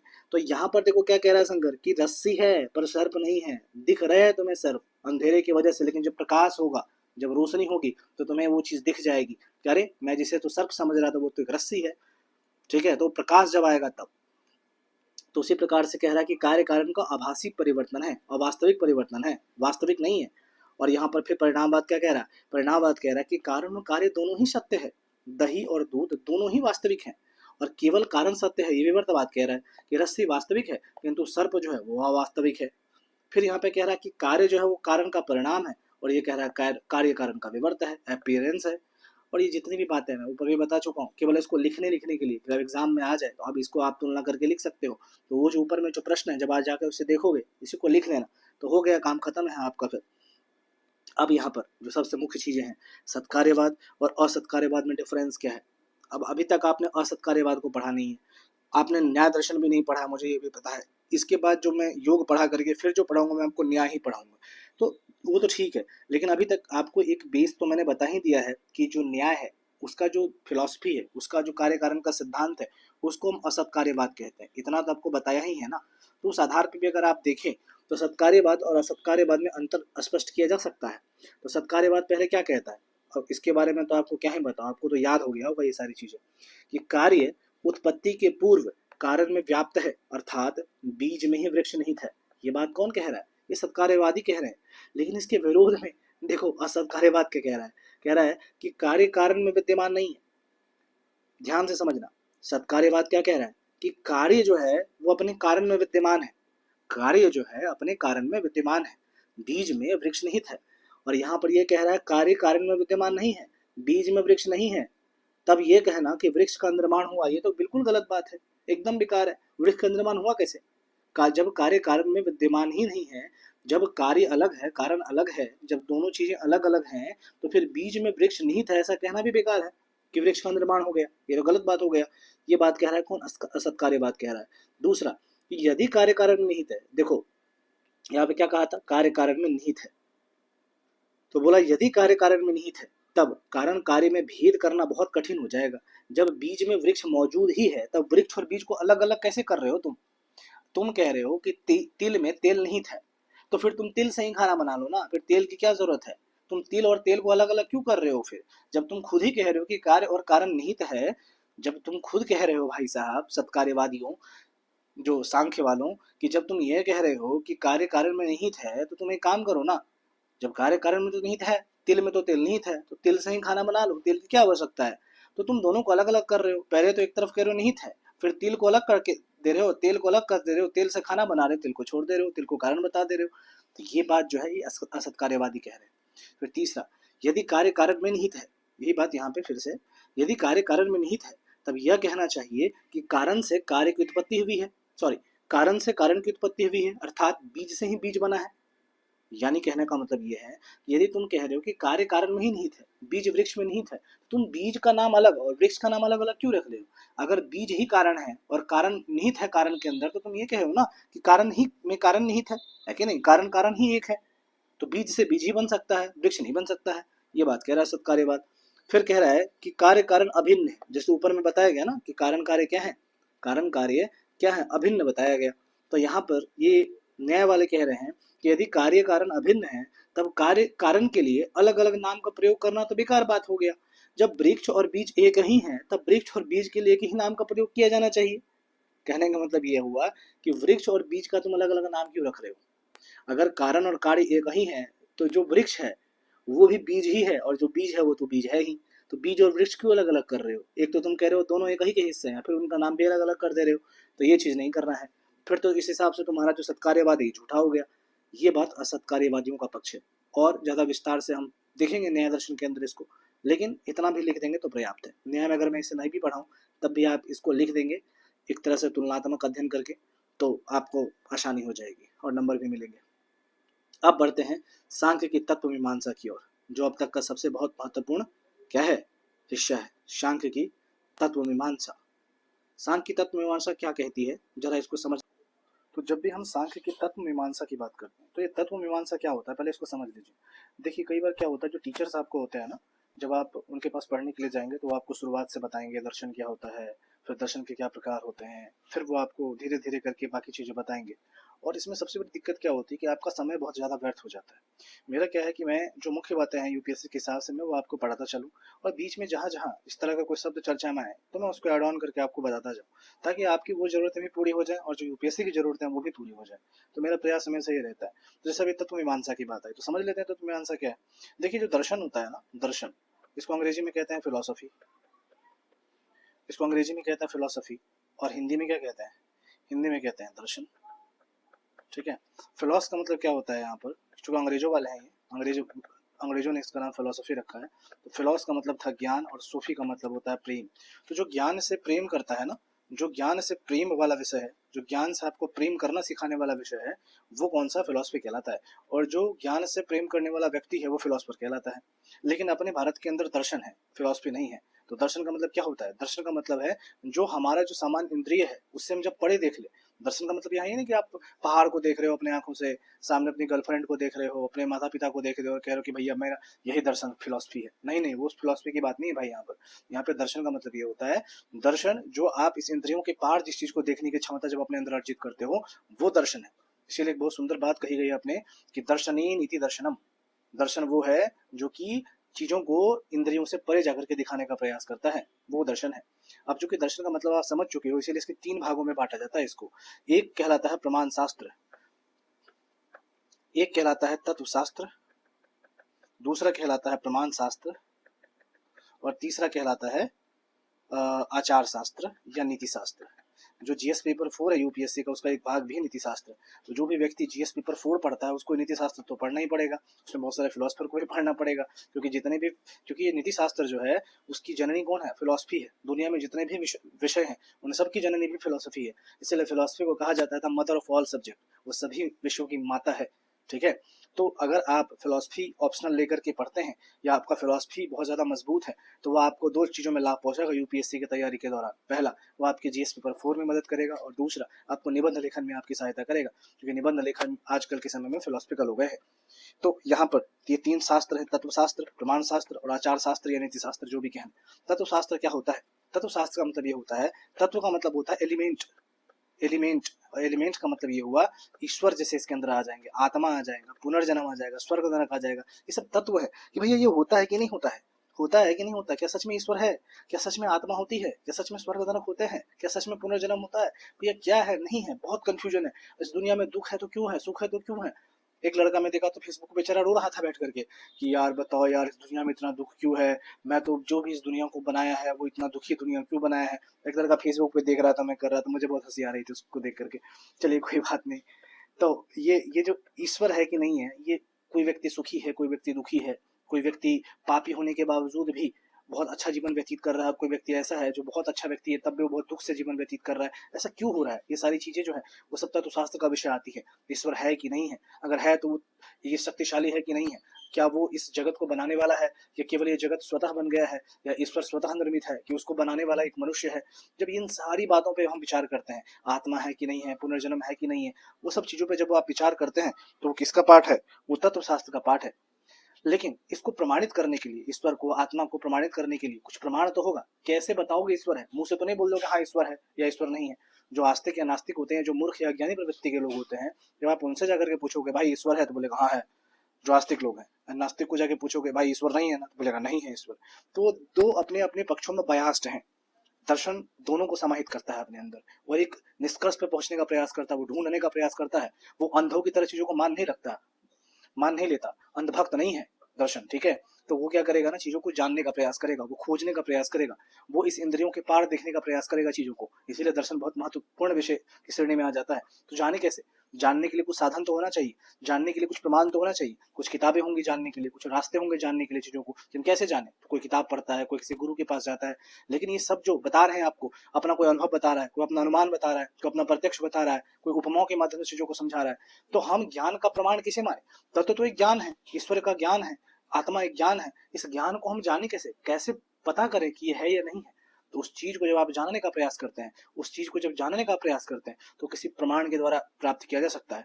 इसीलिए प्रमाण जो है वो बहुत सारे हैं, अलग अलग दर्शनों ने अलग अलग प्रमाण माने हैं। जैसे कि जो है चारवाक है, वो केवल प्रत्यक्ष को प्रमाण मानता है। प्रत्यक्ष मतलब आंखों देखा, जो आंखों के सामने भैया उसको हम प्रत्यक्ष मानेंगे। इसीलिए चारवाक ईश्वर को नहीं मानेगा, चारवाक ईश्वर को नहीं मानेगा। हम जब चारवाक दर्शन पढ़ाएंगे उसमें बहुत डिटेल से बात करेंगे। चारवाक क्यों नहीं मानेगा? क्योंकि ईश्वर का प्रत्यक्षीकरण नहीं होता है। चारवाक आत्मा को नहीं मानेगा, क्योंकि आत्मा दिखती नहीं है, तो हम कैसे मान ले भैया, है कि नहीं? तो उसी प्रकार से चारवाक क्या कह रहा है? चारवाक कह रहा है भैया जो मेरे आंखों के सामने हो, जो मेरे आंखों के सामने घटित होगा, केवल मैं उसे ही मानूंगा, मैं वही प्रत्यक्ष, वही प्रमाण है, प्रत्यक्ष ही प्रमाण है। प्रत्यक्षं किं किं प्रमाण, प्रत्यक्ष को प्रमाण की आवश्यकता क्या है? ये बात चारवाक कहेगा। लेकिन जब बुद्ध के पास जाओगे, बुद्ध बोलेगा नहीं भैया चारवाक आप गलत बोल रहे हो। प्रत्यक्ष तो आपने ठीक बोला कि प्रत्यक्ष एक प्रमाण है, पर केवल हम प्रत्यक्ष को ही प्रमाण नहीं मानेंगे, हम अनुमान को भी तो मानेंगे प्रमाण। क्यों? अनुमान से, जैसे कि कहीं पे आप देख रहे हो पहाड़ के ऊपर धुआं उठ रहा है, तो आपने आग तो देखा नहीं है कि पहाड़ पे आग लगा है कि नहीं लगा है, पर चूंकि धुआं उठ रहा है तो आपने अनुमान लगा लिया यहाँ से, चूंकि पहाड़ पर धुआं उठ रहा है इसका मतलब पहाड़ पे आग लगी होगी, मतलब जहां जहां धुआं है वहां वहां आग होगी। ये अनुमान है कि नहीं है? ये अनुमान है कि नहीं? आपने तो प्रत्यक्ष देखा नहीं कि आग लगी है नहीं लगी है, लेकिन हमने किस चीज को, धुआं को देख करके आग का अनुमान कर लिया। इसी प्रकार से मेघ लगे हैं, अभी वर्षा हुई नहीं है, पर हमने मेघ को देख करके अनुमान कर लिया कि हो सकता है वर्षा होगी, तो ये अनुमान है। तो बुद्ध इस बात को मान रहे हैं। फिर ऐसे जब आप षड दर्शनों में आओगे, मतलब इन सांख्य में आओगे, योग में आओगे, ये लोग अपना अपना प्रमाण दे रहे हैं। जैसे कि जैन चार्वाकों ने बोला प्रत्यक्ष, बौद्धों ने बोला क्या, बौद्धों ने बोला प्रत्यक्ष अनुमान। ऐसे ही सांख्य बोलेगा प्रत्यक्ष, प्रत्यक्ष प्रमाण उपमान। फिर न्याय पे जाओगे तो बोलेगा प्रत्यक्ष प्रमाण उपमान शब्द, शब्द प्रमाण को भी मानेगा, शब्द के द्वारा, शब्दों के द्वारा जो बात बोली गई है। फिर जब आप वेदांत में जाओगे तो अर्थापत्ति और अनुपलब्धि को भी शामिल कर लिया जाता है उसके अंदर। तो इसके बारे में हम कभी और बहुत डिटेल से बात कर लेंगे, लेकिन अभी सिंपल भाषा में समझ लो, प्रमाण 6 प्रकार के माने गए हैं, प्रत्यक्ष, अनुमान, उपमान, शब्द, अर्थापत्ति, अनुपलब्धि, ये 6 हैं। इसके अलावा अगर हम नीति शास्त्र की बात करते हैं तो हमारे भारतीय दर्शन के अंदर 4 तरह के नीतियों की बात की गई है, 4 तरह के आचार शास्त्रों की बात की गई है, धर्म, अर्थ, काम, मोक्ष। मैं लिख नहीं पाता हूँ, पता है क्यों? क्योंकि मेरे को, अगर मैं लिखने लगूंगा ना तो मेरे को बताने के लिए बहुत कुछ और टाइम चला जाएगा मेरा लिखने में। इसीलिए मैं चाहता हूँ वीडियो शॉर्ट में बनाऊं, लिखने में 2-3 घंटा लग जाएगा, मैं टाइम काटने वाला काम नहीं करना चाहता हूँ। बाकी आप लिख लीजिएगा वीडियो को पॉज करके, मुझे कोई दिक्कत नहीं है उसमें। तो पहला है कि धर्म है, फिर अर्थ है, फिर काम है, फिर मोक्ष है। ये जो है ये आचार है कि हमें किस तरह के धर्म का पालन करना चाहिए, हमें काम कैसा कार्य करना चाहिए, अर्थ पैसे का महत्व क्या है, मोक्ष मिलेगा कि नहीं मिलेगा, मोक्ष को प्राप्त करने के क्या रास्ते हैं, मोक्ष के लिए हमें कौन कौन से नियमों का, आचार का पालन करना चाहिए। तो जब ये 4 हम धर्म अर्थ काम मोक्ष को लेकर के चलेंगे, ये हमारे भारतीय दर्शन का क्या है, आचार शास्त्र है। इन आचार पे चल करके ही हम चीजों को प्राप्त कर सकते हैं। ये बात आचार शास्त्र के अंदर हम पढ़ेंगे, क्या गुड है, क्या बैड है, क्या अच्छा है, क्या बुरा है, तो इस पर हम चर्चा करेंगे। ये नीति है, आचार है, तो ये आचार शास्त्र के अंतर्गत आएगा। तो ये सारी चीजें जो है वो समझ गए होंगे आप। तो यहाँ पर जब हम बात करते हैं तत्व मीमांसा, तो तत्व मीमांसा की जब बात करेगा सांख्य, तो क्या बात करेगा सांख्य तत्व मीमांसा में? तो जाहिर सी बात है वो क्या बात करेगा। अगर हम बात करते अपने धर्म के हिसाब से तो ईश्वर की बात करते तत्व में, मैंने बताया। तो सांख्य का ईश्वर कौन है? प्रकृति है। वो प्रकृति को ही सब कुछ सर्वे सर्वा मानता है, इसलिए वो प्रकृति का बात करेगा। तो प्रकृति के बारे में वो क्या बोलेगा? प्रकृति को देखो उसने कैसे बोला है, प्रकृति के बारे में वो क्या बोल रहा है? प्रकृति के बारे में कह रहा है कि प्रकृति सक्रिय है, उसके अंदर सक्रियता है। प्रकृति अपने आप को व्यक्त करना चाहती है, अपने आप को दिखाना चाहती है, अपने आप को बताना चाहती है कि मैं हूँ, है कि नहीं? अपने आप को दिखाने के लिए वो पुरुष से मिलना चाहती है। तो प्रकृति क्या है? वो सक्रिय है, बहुत ही ज्यादा एक्टिव है। और एक बहुत सुंदर मैंने कहीं पे मैंने पढ़ा था, मैंने कहीं पे पढ़ा था बड़ा सुंदर चीज कि इश्क का जौ के नजारा मुफ्त में बदनाम है। एक बहुत प्रसिद्ध शायर है, उस शायर का नाम मुझे याद नहीं आ रहा, कोई मुसलमान एहराज करके उनका कुछ नाम था। उन्होंने कहा था कि इश्क का जौ के नजारा मुफ्त में बदनाम है, हुस्न खुद बेताब है जलवा दिखाने के लिए। तो प्रकृति हमेशा पुरुष को अपनी ओर आकर्षित करना चाहती है। प्रकृति चाहती कोई मुझे देखे, इसीलिए वो सक्रियता के साथ एक्टिव रहती है। वो चाहती है मुझे भी कोई देखे, मेरे अंदर इतना माल घुसा पड़ा है, इतना सौंदर्य है मेरे अंदर, तो मुझे कोई आके देखे, मुझे कोई छुए, मुझे निहारे, मुझे कोई भोगे। तो प्रकृति भोग्या है और पुरुष क्या है? भोगता है। पुरुष क्या है, भोगता है, भोगने वाला है, और प्रकृति भोग्य है, वो भोग देने वाली है, सुख देने वाली है। इसलिए प्रकृति बहुत सक्रिय होती है, बहुत एक्टिव होती है। ये बात कौन कह रहा है? ये शंकर कह रहा है। प्रकृति निरपेक्ष होती है, सापेक्ष नहीं है। वो निरपेक्ष का मतलब होता है जिसका कोई अंत ही नहीं है, जिसका कोई अंत नहीं है, जो असीम है वो निरपेक्ष है। वो सापेक्ष नहीं हो सकता, वो ससीम नहीं हो सकता है, वो सीमित नहीं हो सकता। तो प्रकृति वही है। प्रकृति अचेतन है। अचेतन का मतलब है प्रकृति के अंदर चेतना नहीं है। जब तक पुरुष आके उससे मिलेगा नहीं, जब तक पुरुष आकर के प्रकृति से मिलेगा नहीं, तब तक उसके अंदर चेतना नहीं आ सकती है। जब भी प्रकृति पुरुष से आकर के मिलेगी तो उसके अंदर, प्रकृति के अंदर 3 गुण होते हैं। आप इसको गुण, कोई लोग गुण कह देता है, मैं इसको गुण नहीं मान करके, कई लोग तो इसको गुण ही मानते हैं, क्वालिटीज मानते हैं प्रकृति की, लेकिन मैं इसको गुण ना करके उसकी प्रकृति का हिस्सा ही मानता हूँ। मैं ये कहता हूँ कि प्रकृति के 3 हिस्से हैं। कौन कौन से हैं? सतोगुण, रजोगुण, तमोगुण। ये 3 ऐसे हिस्से हैं जो प्रकृति को सक्रिय बनाते हैं, और जब पुरुष इससे आकर के मिलता है तो ये तीनों गुण एक्टिव हो जाते हैं, सक्रिय हो जाते हैं। प्रकृति अचेतन है, लेकिन पुरुष के मिलने के कारण उसके अंदर चेतना आ जाती है और वो चेतनवत हो जाती है। लेकिन मूल रूप में प्रकृति क्या है? मूल रूप में प्रकृति अचेतन है। और सबसे बड़ी बात यह है कि प्रकृति एक है, प्रकृति अनेक नहीं हो सकता। पुरुष अनेक है, जीवात्मा अनेक है, लेकिन प्रकृति है केवल एक ही है। और इसके अलावा वो त्रिगुणमयी है। त्रिगुणमयी का मतलब क्या होता है? मैंने बताया कि 3 गुणों से युक्त है प्रकृति। इन 3 गुणों की वजह से ही प्रकृति के अंदर क्या है? चेतना आती है। जब पुरुष आके मिलता है तो प्रकृति की साम्य अवस्था भंग हो जाती है और प्रकृति अपने आप को दिखाने लगती है, अपने आप को प्रकट करने लगती है व्यक्त रूप में।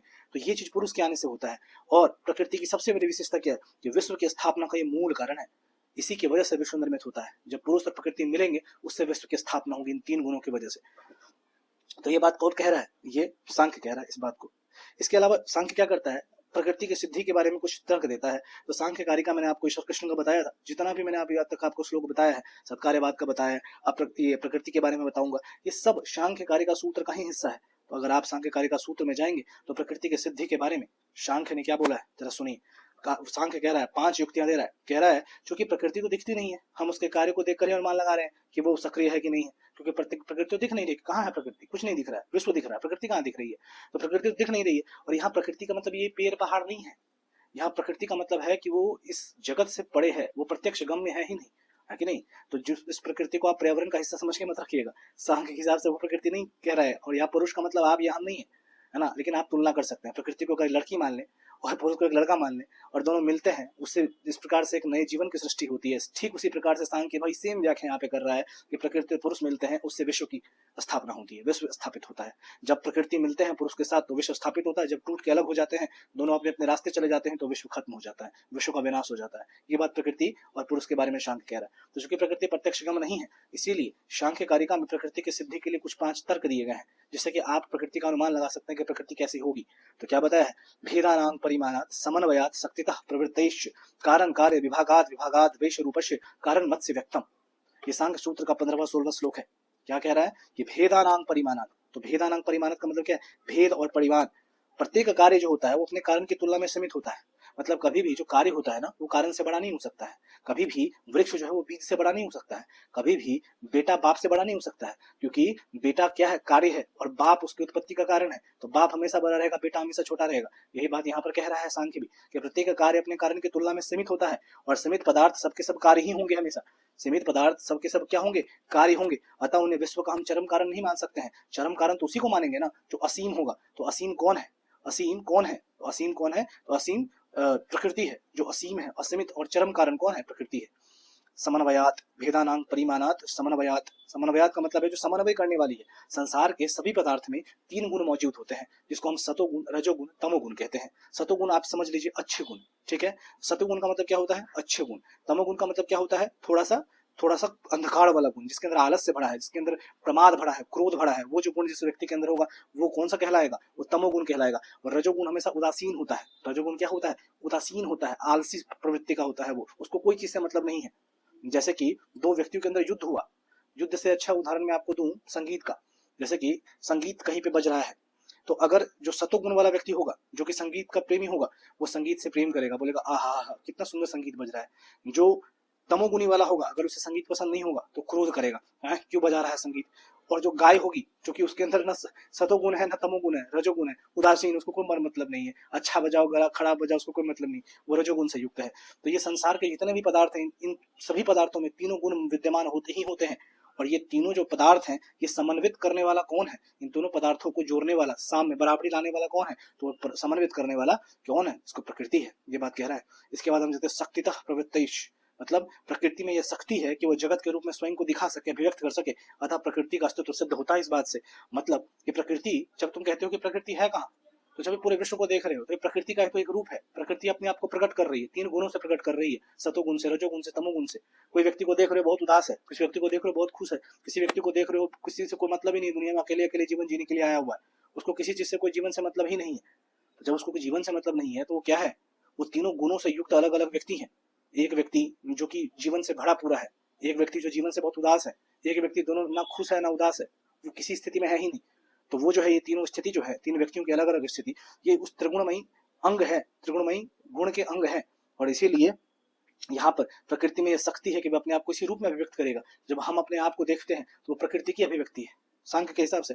अगर अपने हिसाब से देख लें हम तो ईश्वर की अभिव्यक्ति है, अगर हम हिंदू धर्म वगैरह सबको मानते हैं तो। लेकिन सांख्य क्या कह रहा है, सांख्य कह रहा है कि नहीं भैया, न्याय कहेगा कि नहीं हम तो ईश्वर की अभिव्यक्ति है। लेकिन जब सांख्य कहेगा नहीं हम प्रकृति की अभिव्यक्ति है, पुरुष से मिला हुआ है अभी प्रकृति, इसीलिए हम लोग दिख रहे हैं। अभी जितना अलग हो जाएंगे हम लोग सब खत्म हो जाएंगे, विश्व खत्म हो जाएगा, ये बात कह रहा है। और विश्व के बारे में जब कह रहा है कि विश्व खत्म हो जाएगा, इसका मतलब ये नाश हो जाएगा, क्योंकि यहाँ पर तो खुद सांख्य कह रहा है कि यहाँ तो विकासवाद है, इवोल्यूशन है, यहाँ तो सृजन हुआ ही नहीं है पृथ्वी का, विश्व का कभी सृजन ही नहीं हुआ है। वो तो प्रकृति पुरुष मिल गई तो विश्व अस्तित्व में आ गया। पहले जो है विश्व अव्यक्त था, दिख नहीं रहा था, लेकिन जैसे प्रकृति पुरुष मिली है व्यक्त रूप में मौजूद हो गया, हमें दिखने लग गया है। जब ये दोनों अलग हो जाएंगे फिर अव्यक्त रूप में हो जाएंगे, तो यहाँ विकास हो रहा है, कभी यहाँ तो सृजन कभी हुआ ही नहीं किसी चीज का। इसीलिए आज के समय में जब आप वेस्टर्न फिलोसफी में जाओगे, वहां बोलता है एक्स निहिलो निहिल फिट। एक्स निहिलो निहिल फिट का मतलब होता है शून्य से शून्य ही उत्पन्न हो सकता है। Nothing can from nothing, nothing से केवल नथिंग ही आ सकता है, समथिंग आ ही नहीं सकता है। शून्य से केवल शून्य ही पैदा हो सकता है। तो पृथ्वी कहाँ से पैदा हो गई, जब शून्य था तो शून्य से पृथ्वी कैसे, नथिंग से समथिंग कैसे आ गया। पृथ्वी क्या मैटर है, तो जब द्रव्य है, मैटर है पृथ्वी, तो पृथ्वी आया कैसे, विश्व आया कैसे, हम आए कैसे, हम कैसे आ गए, जब थे ही नहीं कभी तो फिर आ कैसे गए। इसका मतलब हम पहले कभी होंगे, उसी का विकसित रूप में भी मौजूद है हम लोग। यही बात सांख्य कह रहा है। मैं इस बात को इतना बार बार क्यों बता रहा हूँ आपको, क्योंकि आपके दिमाग के कोण में घुस जाए कि मूल बात सांख्य क्या कह रहा है। इसी यही चीजें आपको याद रहेंगी, ये सब इतना याद नहीं रहेगा एग्जाम में, जो बातें हैं वो याद रहेंगी। इसीलिए मैं बार बार बोल के दिमाग में घुसाना चाहता हूँ, नहीं घुसेगा तो क्या ही करूंगा। चलिए आगे बढ़ते हैं। कारण कार्य विभागाद, मतलब कार्य अपने कारण में अनभिव्यक्त रूप में विद्यमान रहता है और आवश्यकता पड़ने पर व्यक्त हो जाता है। तो यहाँ पे वही बात जो मैंने यहाँ पर बोला है उसका बिल्कुल उल्टा बात यहाँ नीचे कह रहा है कि प्रकृति में ही यह शक्ति अभिव्यक्त है, और यहाँ पर जो कार्य है अपने कारण में क्या है, वो अनभिव्यक्त रूप में विद्यमान है, आवश्यकता पड़ने पर व्यक्त हो जाता है। जैसे कि दूध के अंदर दही व्याप्त है, लेकिन जब आवश्यकता पड़ती है दही की, आप उसको दही पैदा करना चाहते हो, दही निकालना चाहते हो, जमाना चाहते हो, आप उसको पर्याप्त परिस्थितियां दो, व्यक्त हो जाएगी। बीज जो है उसके अंदर वृक्ष निहित है, आप उसको पर्याप्त परिस्थितियां दो, वो वृक्ष बन जाएगा। तिल में तेल निहित है, आप उसको पर्याप्त परिस्थितियां दो, पर्याप्त उसके प्रोसेस का पालन करो, वो क्या हो जाएगा, वो क्या हो जाएगा, उससे तेल निकल जाएगा। ये बात कह रहा है कि वो तो पहले से ही विद्यमान है, अनभिव्यक्त रूप में, आवश्यकता पड़ने पर व्यक्त कर देती है अपने आप को। फिर अविभागाद वैश्य रूप से, सभी कार्य अंत में अपने मूल कारण में विलीन हो जाते हैं। मैंने वही बताया कि जो वृक्ष है जब खत्म होगा वापस से वो बीज कारण में विलीन हो जाएगा, तेल वापस से तिल में विलीन हो जाएगा, वापस से पूरा विश्व, जब प्रकृति पुरुष अलग हो जाएंगे तो पूरा का पूरा विश्व वापस से प्रकृति के अंदर क्या हो जाएगा, विलीन हो जाएगा। प्रकृति के 3 गुण के मैंने बारे में आपको बताए हैं, यहाँ पे देख लीजिए। सतोगुण ज्ञान का प्रतीक है, मैंने आपको बताया। रजोगुण दुख का कारण है, और तमोगुण अज्ञान तथा अंधकार का प्रतीक है कि नहीं। तो ज्ञान का प्रतीक का मतलब क्या होता है, यहाँ पर ज्ञान का प्रतीक का मतलब क्या है कि जब आपके अंदर सतोगुण बहुत ज्यादा मात्रा में होगा तो आप बहुत बड़ी बड़ी बातें करेंगे, आप हमेशा जीवन में खुश रहेंगे, उन्माद से भरे रहेंगे, आनंद से भरे रहेंगे, सभी प्रकार की जो सुख की अनुभूति होगी, सुखात्मक अनुभूति होगी, वो सब आपको होगी। तो सभी प्रकार की सुखात्मक अनुभूति आपको होगी जब आपके अंदर सत्वगुण की प्रधानता होगी। जो व्यक्ति दुखी रहते हैं, जो अज्ञानी व्यक्ति होंगे, उनके अंदर किसी का गुण होगा, तमस गुण। जो जो ये अपराधी वगैरह होते हैं, जो कि क्राइम करते हैं, या जो बहुत कम पढ़े लिखे व्यक्ति होंगे, देखिएगा हमेशा वो उदास रहेंगे, दुखी रहते हैं। क्यों ऐसा होता है, तमोगुण के कारण। उसके पास अज्ञानता है, उसके पास ज्ञान की कमी है। हम लोग क्या करते हैं, जो व्यक्ति को सत्य ज्ञान हो जाएगा, जो व्यक्ति ज्ञानी हो जाएगा, वो सबसे मुक्त हो जाएगा। उसे रुपया पैसा घर परिवार कुछ नहीं होगा, वो मोह से मुक्त हो जाएगा, वो सतोगुणी होगा। लेकिन जो तमोगुण वाला होगा वो इन सब के पीछे पड़ा रहेगा, इसीलिए उसके अंदर क्या होगी, आलस्य भी होगी, उदासीनता भी होगी, वो निष्क्रिय रहेगा, दिन भर पड़ा रहेगा, उसको कोई मतलब नहीं होगा। और रजस गुण दुख का कारण है, दुख जितनी भी दुख की अनुभूतियां होती है, रोने का इच्छा होता है, सब कुछ होता है, डिप्रेशन होता है, वो सब रजस गुण की जब प्रधानता आपके अंदर होगी तो ये सारी चीजें होंगी। और ये किसकी, ये विशेषताएं किसकी है, ये किसका हिस्सा है, तो प्रकृति का है। तो प्रकृति इसके माध्यम से अपने आप को बता रही है कि देखो मैं हूँ, इतना जो चेंजिंग हो रहा है पूरे विश्व के अंदर मेरे वजह से ही तो हो रहा है। तो कैसे बताएगी, वो तो ऐसे ही तो बताएगी। अगर वो बिल्कुल निष्क्रिय हो जाए तो आप भी निष्क्रिय हो जाएंगे, कोई चीज का फर्क ही नहीं पड़ेगा आपको। लेकिन आपके माध्यम से प्रकृति अपने आप को व्यक्त कर रही है यहाँ पर। तो यहाँ पर आपको मैंने बता ही दिया, गुणानांग साम्यावस्था, त्रिगुणों की साम्यावस्था को ही प्रकृति कहा जाता है। ये तीन गुण जब एक दूसरे के बराबर आ जाते हैं, इनमें साम्यता आ जाती है, बैलेंसिंग आ जाती है, तो ये प्रकृति बन जाती है। ये बात मैंने आपको बताया है। तो ये तीनों चीज तो आप मेरे हिसाब से समझ गए होंगे। आगे बढ़ते हैं। गुण की विशेषता क्या है? गुण जो है वो अनुमान का विषय है, प्रत्यक्ष इसका दर्शन नहीं होता। आपके अंदर बुरा ही अच्छा ही कोई देख के बताएगा कि आपके अंदर बुराई का अच्छा ही नहीं बताएगा, अनुमान लगा सकता है आपके बारे में। आप गाली देंगे तो अनुमान लगा लेगा, अरे ये तो गाली देता है तो मतलब बुरा ही व्यक्ति होगा, है कि नहीं। हो सकता है कि आप गाली, आपकी आदत भी हो सकती है देने की। कई लोग हैं जो मजाक मजाक में अपने दोस्तों के सामने गाली देते हैं, उसकी आदतें हैं देने की। लेकिन अगर कोई आप किसी अच्छे सभ्य व्यक्ति के पास जाओ, जाके गाली दो, उसको क्या लगेगा, अरे ये तो गालीबाज है, ये तो गाली देने वाला बंदा है, हाँ ये तो गंदा ही होगा। हो सकता है बहुत पढ़ा लिखा व्यक्ति हो, लेकिन क्या बोलेगा वो, अरे ये तो गाली देने वाला बंदा है, इससे बात ही मत करो। तो वो प्रत्यक्ष नहीं है, उसके अंदर के प्रत्यक्ष क्वालिटीज उसे नहीं दिखेंगे, अनुमान लगा सकता है वो उसके व्यवहार पे, उसके कार्य के आधारों पर। यही बात है यहाँ पर। तो अनुमान का विषय है, प्रत्यक्ष का विषय नहीं है।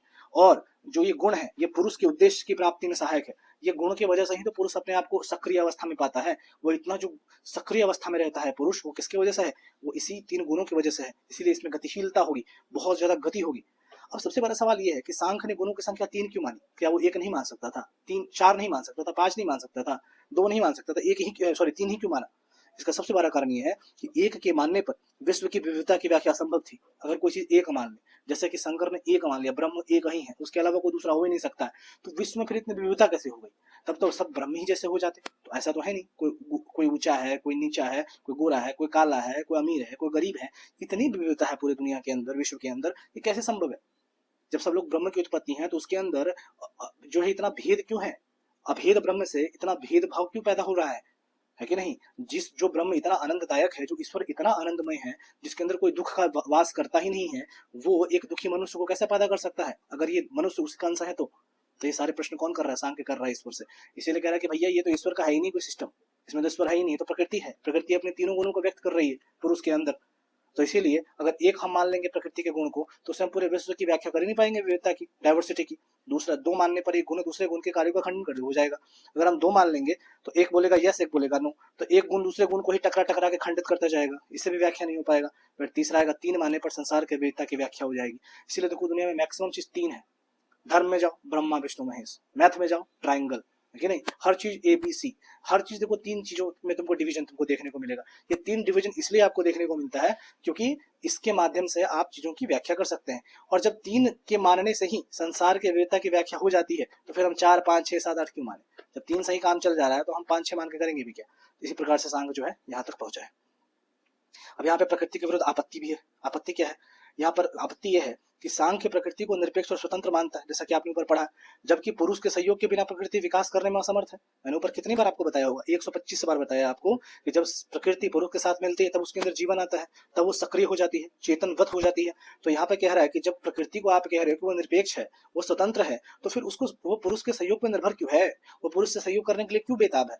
वो निरपेक्ष है, उसको क्या आवश्यकता है? जो पूर्ण है, जो परफेक्ट है, उसको क्या आवश्यकता है? अगर आप कहते हो ईश्वर परफेक्ट है, ईश्वर सर्वशक्तिमान है, ईश्वर पूर्ण है, तो जब वो पूर्ण है तो ये अपूर्ण दुनिया बनाने की उसे क्या जरूरत थी? जो दुनिया में इतनी गंदगी थी, इस दुनिया में जितनी गंदगी है, जितना दुख है, पाप है, कष्ट है, इसको बनाने की आवश्यकता क्यों है कि नहीं? वो तो पूर्ण था, तो पूर्ण होकर के उसने अपूर्ण क्यों बनाया चीजों को? तो यही बात कह रहा है कौन? जो इसके ऊपर आपत्ति कर रहे हैं। और कौन करेंगे इसके ऊपर आपत्ति? आपको पता ही है, न्यायिक है, न्याय वाले हैं।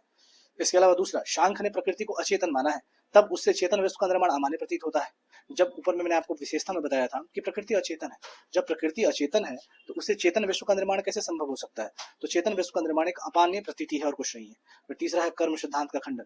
प्रकृति अगर सक्रिय है, अतः वह कार्य में सम्मिलित होती है, परंतु उस कर्म का फल पुरुष भोगता है, अतः कर्म सिद्धांत का खंडन हो जाएगा। हमारा कर्म सिद्धांत क्या कहता है?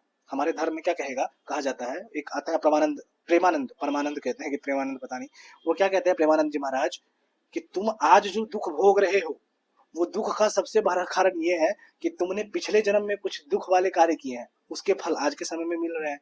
और जो आज तुम सुख भोग रहे हो, यानी कि तुमने पिछले जन्म में कुछ अच्छे कार्य किए हैं जिसका अभी तुम्हें फल मिल रहा है, और अभी जो कार्य करोगे वो आने वाले तुम्हारे भविष्य में तुमको उसका फल मिलेगा।